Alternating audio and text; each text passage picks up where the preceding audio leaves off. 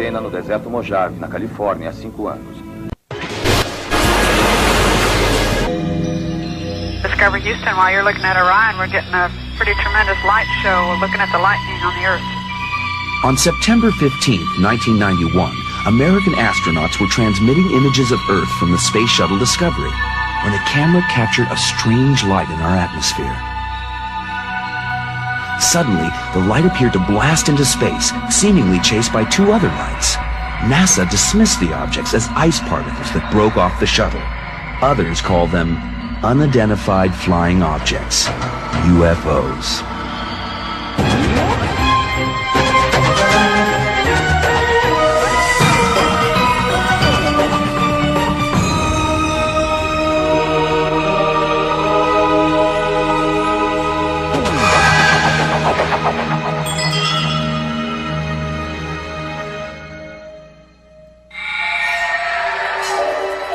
UFOs are as old as ancient Egypt. A 3,000-year-old papyrus from the reign of Thutmose III may be the first account of a UFO. It was a circle of fire coming in the sky. These things became more numerous. They shone more in the sky than the brightness of the sun. Thereupon these fire circles ascended higher in the sky toward the south. And what happened was ordered by the Pharaoh to be written.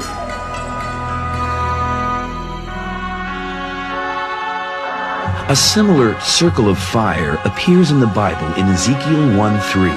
A prophet from the 6th century BC, Ezekiel described, "A great cloud with brightness round about it, and fire flashing forth continually, and in the midst of the fire gleaming bronze.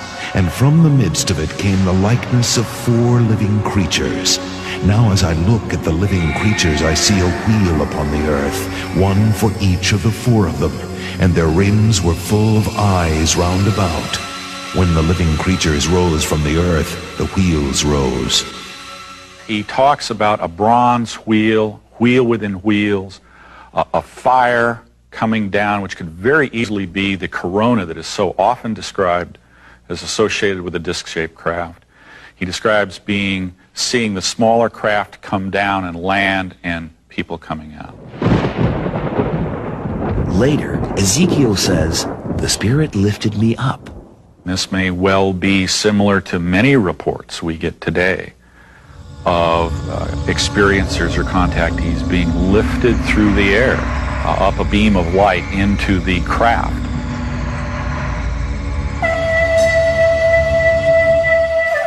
Nearly 2,000 years after Ezekiel, on the other side of the world, another strange sight appeared in the sky.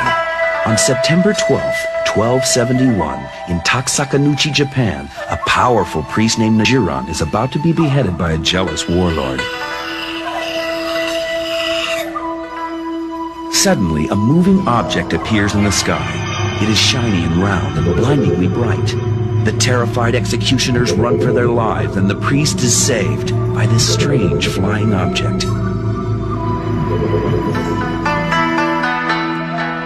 Throughout medieval Japan, the unexplainable was commonplace. In 1389, 3 round objects of unusual brilliance were seen to join together into one large object in the sky. Then in 1458, the emperor himself was alarmed by the sudden appearance of 5 stars circling the moon. These stars changed colors 3 times, then sped off and vanished. In Kyoto in 1606, samurai warriors spotted a whirling ball of fire resembling a red wheel hovering near their castle. Strange objects likewise darkened the skies of medieval Europe. At the end of the 12th century, William of Newburgh wrote that monks in North Yorkshire, England saw a flat, round, silvery discus which flew over the abbey and caused utmost terror.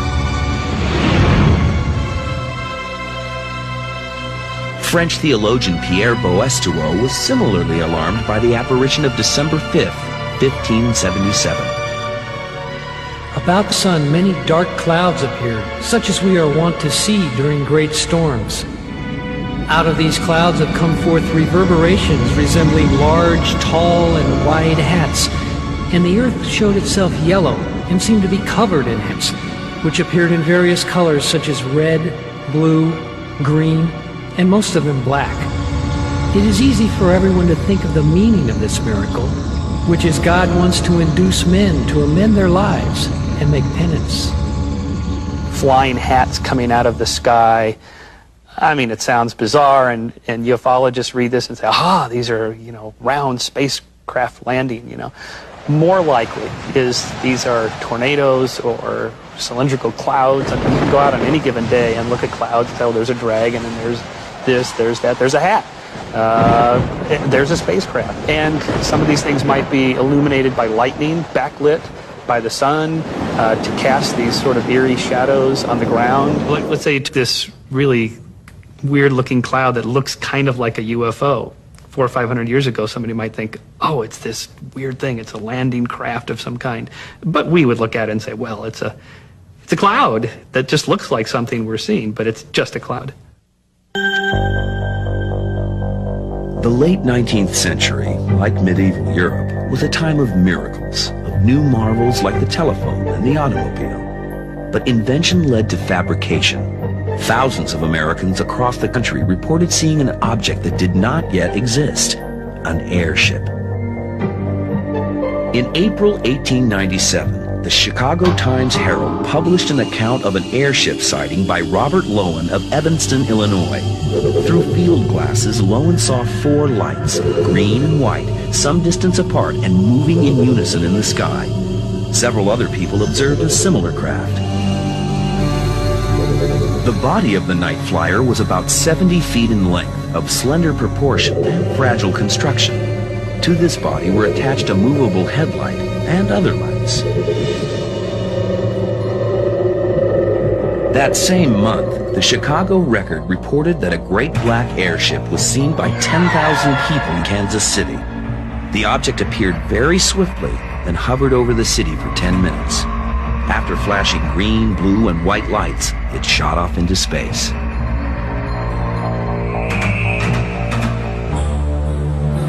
Throughout April, the sightings continued in California, Washington, and Canada.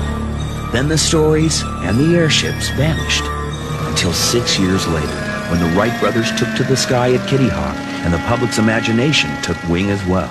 In the late 19th century is when science fiction really got its start with books by Jules Verne and H.G. Wells, and this was in conjunction with flying experiments, glider experiments. The Wright brothers were tinkering and so on. Just as the turn of the century ushered in fantasies of flight, mid-century spawned dreams about space. Consider the 1950s. We have this, a boom in science fiction. The space age is just beginning. It's Cold War anxieties. The Russians are doing this. The Russians are doing that. All this secret stuff.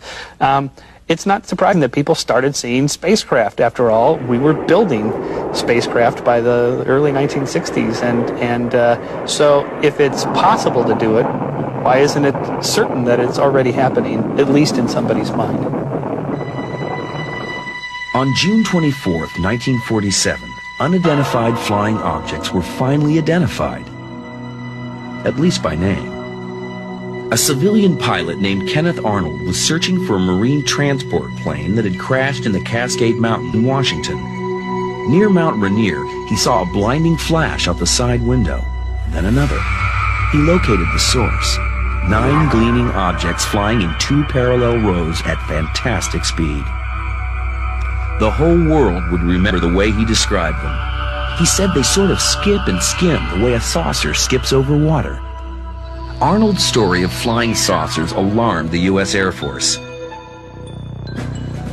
They believed that during World War II, the Nazis had been testing a new form of aircraft, a turbine-driven saucer device. Plans and even some photos surfaced, including one with a German tank cannon. The saucer itself was never found, and the photo was later judged to be a hoax. But the Air Force worried that if a Nazi saucer did exist, it might have fallen into Russian hands. To investigate the rash of strange sightings, they hired Dr. J. Allen Hynek, a professor of astronomy at Northwestern University in Illinois. At first a skeptic, Hynek discovered that nearly 20% of UFOs could not be explained. Hynek labeled these sightings close encounters and classified them into 3 types. In the first, a UFO is spotted. In the second, evidence like landing marks is left behind. In a close encounter of the third kind, alien creatures are actually seen. For 20 years, Hynek tracked UFOs. The scientific community saw him as an obsessed eccentric. He kept up the search in retirement until his death in 1986, yet found no evidence of alien visitors. But some ufologists believe the Air Force withheld the proof. The Air Force itself had a first-hand encounter with UFO on October 1st, 1948. Flying over North Dakota, Second Lieutenant George Gorman spotted a lighted object. It was about 6 to 8 inches in diameter and round, without fuzz at the edges. It was blinking on and off. As I approached, the light became steady and pulled into a sharp left bank. I dived after it, but I couldn't catch up with the thing. The shaken pilot told investigators that the object moved as if guided by reason. Air traffic controllers in Fargo confirmed the object's high rate of speed. In the early 60s, official reports of flying saucers plummeted. UFOs would have vanished off our collective radar were it not for pop culture, which picked up the flag and ran. Amusement parks featured space themes, and B-movies kept UFOs flying high. Then, in the middle of a decade of protest, a small band of Americans began to speak out about an incident they claimed was covered up 20 years before. In 1947 alone, every state of the Union except one reported flying disc-shaped objects in the sky that were performing at unbelievable rates. If you look at Roswell as an isolated incident, you have to ask yourself, what is this spaceship doing in New Mexico? On the face of it as one fact, it makes no sense whatsoever. But you put it in context of the summer of 1947 and you say, oh, I understand, they were all over the place. And they found themselves focusing on New Mexico. And yes, one came down. In 1947, newspapers had astounded readers with reports of a flying saucer that crashed on a farm near the town of Roswell, New Mexico. But the Air Force quickly refuted the story, stating that the flying saucer was merely a weather balloon. I am here to discuss the so-called flying saucers. The Air Force interest in this problem has been due to our feeling of an obligation to identify and analyze to the best of our ability anything in the air that may have the possibility of threat or menace to the United States.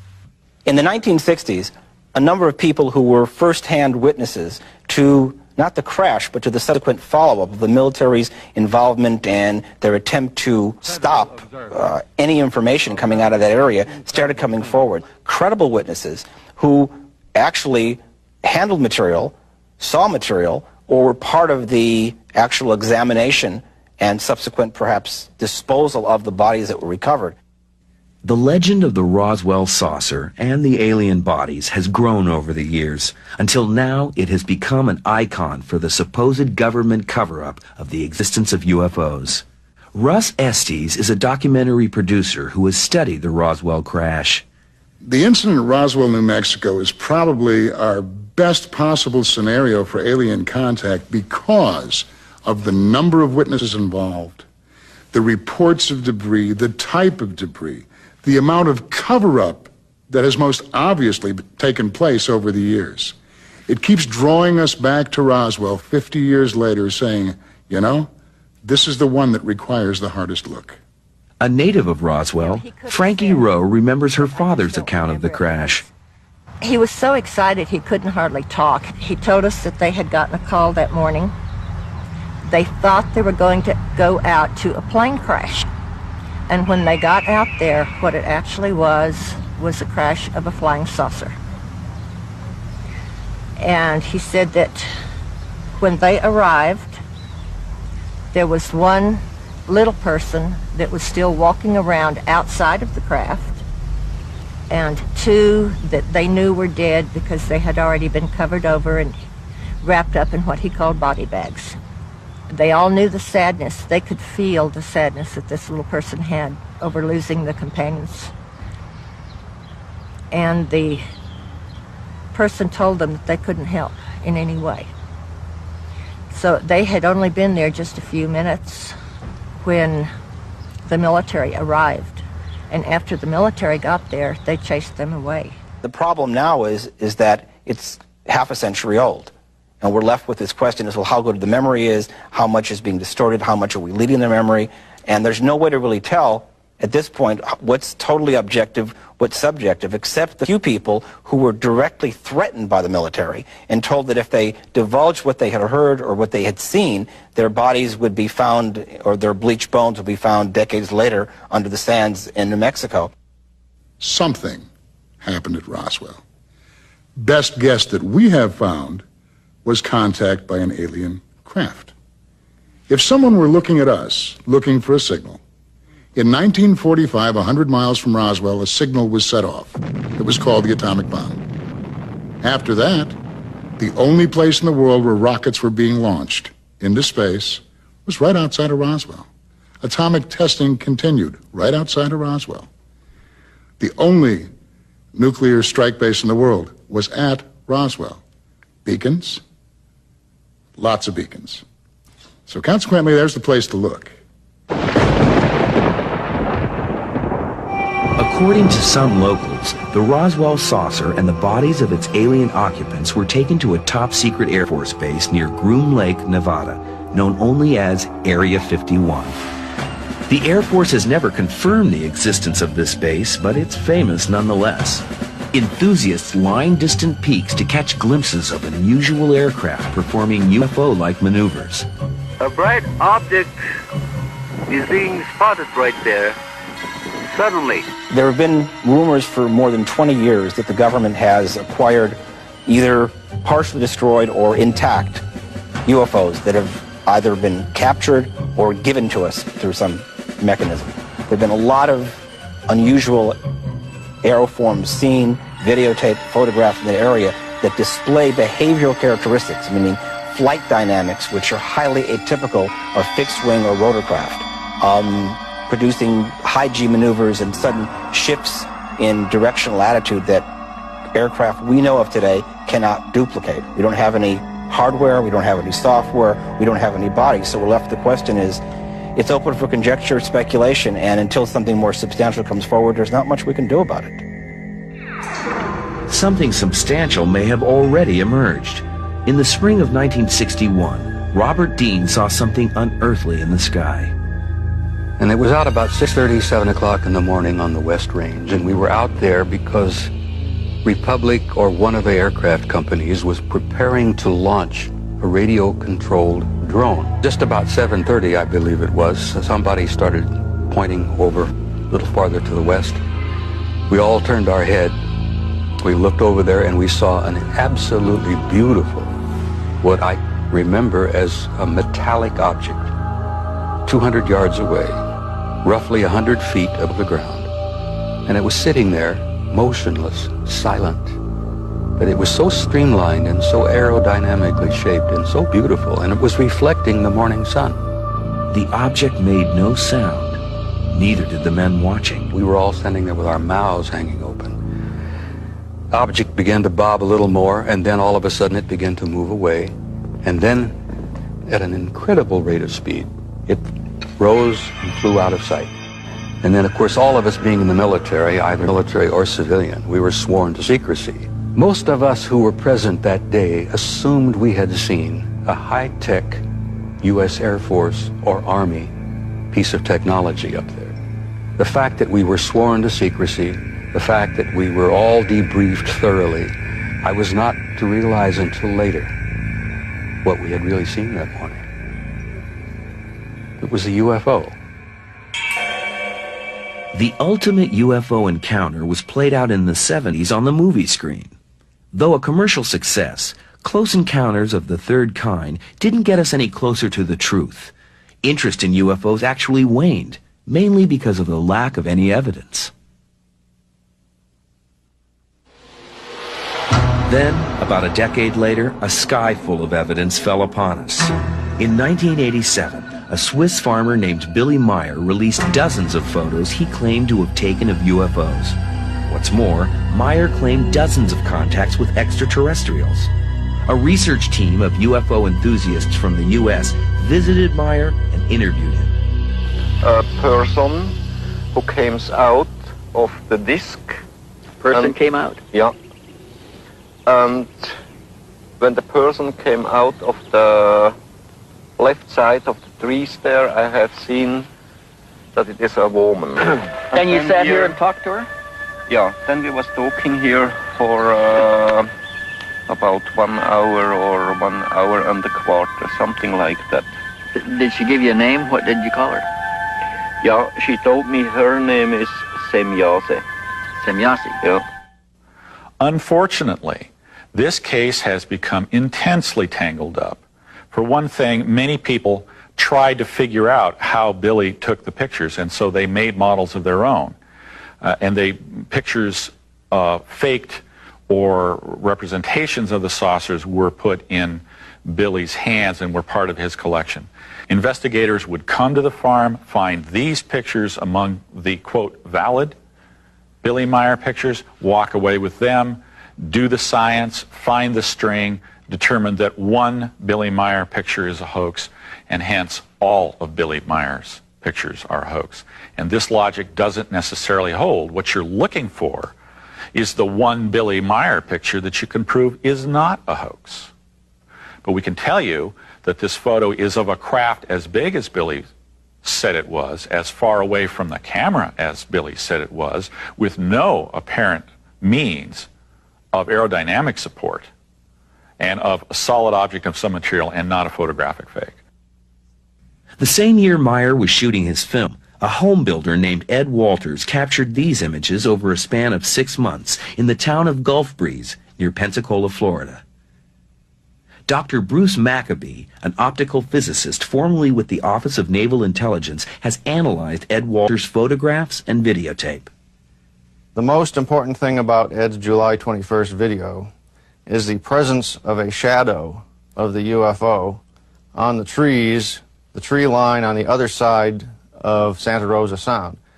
And you can see when the UFO comes into the field of view from the left-hand side, moves over towards the right, reverses and goes back off to the left. At the same time the UFO is moving, you can see a darkening, a shadow that moves along the tree line over to the right, stops, and then moves back to the left again.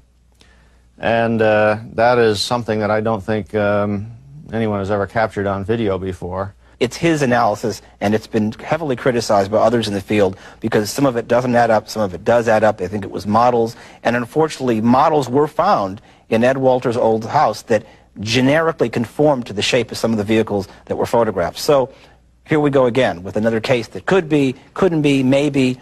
It seems like there's always some disinformation or misinformation involved, and the further one looks into the case, the more problematic it becomes, and like everything else in ufology, it ends with a big question mark. It's this big question mark that keeps people searching. Is there any proof at all? Sifting through the legends, listening to the fables, the answer seems as obscure as the source of the Pharaoh's circle of fire. One thing is clear. Over the centuries, thousands of people from every corner of the globe have reported seeing things in the sky we can't explain away. Whether they're real or not, UFOs have become a part of our culture. Surveys indicate a majority of people are inclined to believe in them, even without scientific evidence. As we search for strange objects in the heavens, hoping to find the answers to so many questions, perhaps what we really see is ourselves.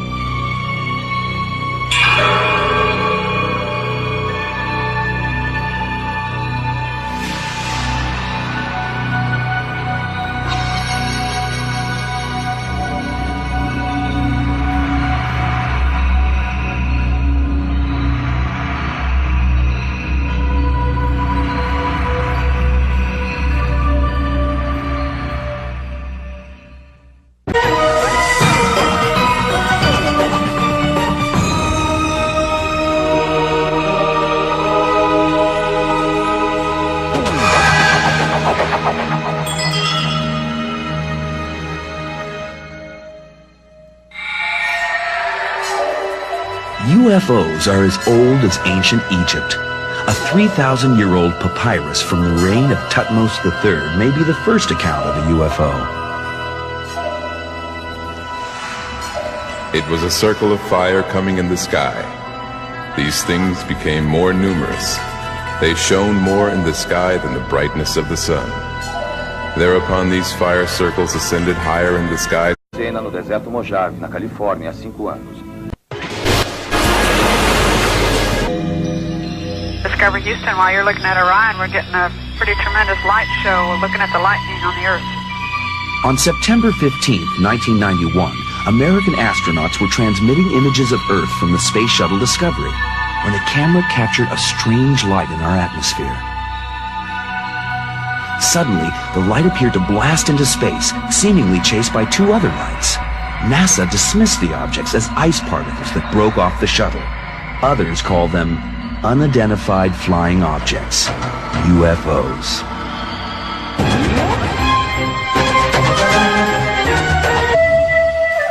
Nearly 2,000 years after Ezekiel, on the other side of the world, another strange sight appeared in the sky. On September 12, 1271, in Taksakanuchi, Japan, a powerful priest named Najiran is about to be beheaded by a jealous warlord. Suddenly, a moving object appears in the sky. It is shiny and round and blindingly bright. The terrified executioners run for their lives, and the priest is saved by this strange flying object.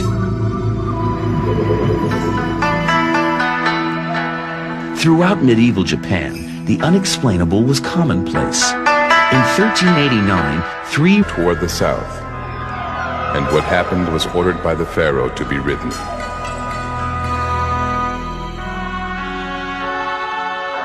A similar circle of fire appears in the Bible in Ezekiel 1:3. A prophet from the 6th century BC, Ezekiel described a great cloud with brightness round about it and fire flashing forth continually, and in the midst of the fire gleaming bronze, and from the midst of it came the likeness of 4 living creatures. Now as I look at the living creatures, I see a wheel upon the earth, one for each of the 4 of them, and their rims were full of eyes round about. When the living creatures rose from the earth, the wheels rose. He talks about a bronze wheel, wheel within wheels, a fire coming down, which could very easily be the corona that is so often described as associated with a disc-shaped craft. He describes seeing the smaller craft come down and land and people coming out. Later, Ezekiel says, the Spirit lifted me up. This may well be similar to many reports we get today of experiencers or contactees being lifted through the air, up a beam of light into the craft.